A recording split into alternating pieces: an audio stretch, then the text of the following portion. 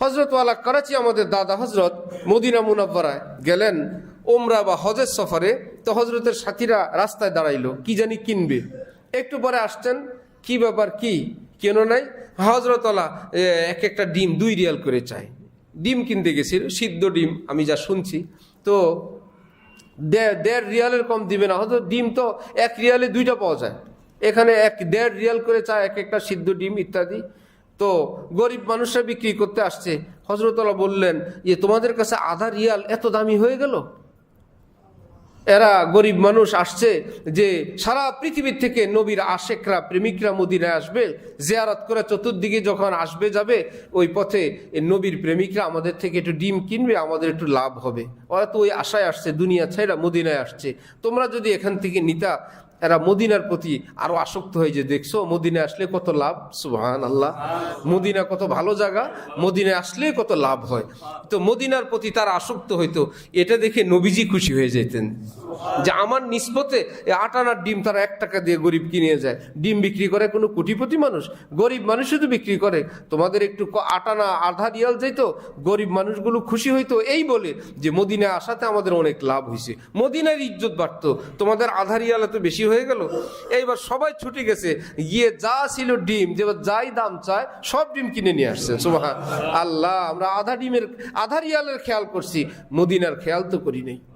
হজের সফর একবার আমরা গেলাম, তো ট্রাভেলসওয়ালা যাকে দায়িত্ব দিয়েছেন হোটেল ঠিক করার জন্য, সেই বেচারা একটু 19-20 করে হালকা একটু উঁচুতে আমাদের হোটেল ঠিক করছেন। তো ভিআইপি প্যাকেজ, দামি দামি টাকা দিয়ে হাজি গাজিরা গেল, হজরতওয়ালা গেলেন, আমরা গেলাম। তো হজরতওয়ালার কানে খবর আসছে যে থাকার জায়গাটা ভালো না। সাথী সঙ্গীরা বলতেছে যে আমাদেরকে যেখানে রাখছে থাকার জায়গাটা বেশি ভালো দেয় নাই হজরত, ভাষাটা এরকম। হজরতওয়ালা সকলকে ডাকলেন, বললেন যে ভাই, যে হরম শরীফ আর হুদুদে হরম চতুর্দিকে 5-6 কিলোমিটার পর্যন্ত এটা হলো হরমের এরিয়া। হরম যেরকম মসজিদুল হারাম, এর মসজিদ হারামের একটা এরিয়া আছে 5 কিলো 6 কিলো পর্যন্ত। সব এরিয়ার বাইরে লেখা আছে যে হরম এই পর্যন্ত শেষ। চতুর্দিকেটা একদম রসুল সাল্লাল্লাহু আলাইহি ওয়াসাল্লামের আগের থেকেই এটা এরকমভাবে কুদরতিভাবে আল্লাহ পাক ব্যবস্থা করে রাখছেন। হজরত বললেন যে হরমের মধ্যে একটা প্রাণী জবাই করা হারাম। এই হুদুদে হরমের মধ্যে কি করা, কোনো প্রাণী জবাই করাও কি হারাম। মানে ওইটা সম্মান অনেক।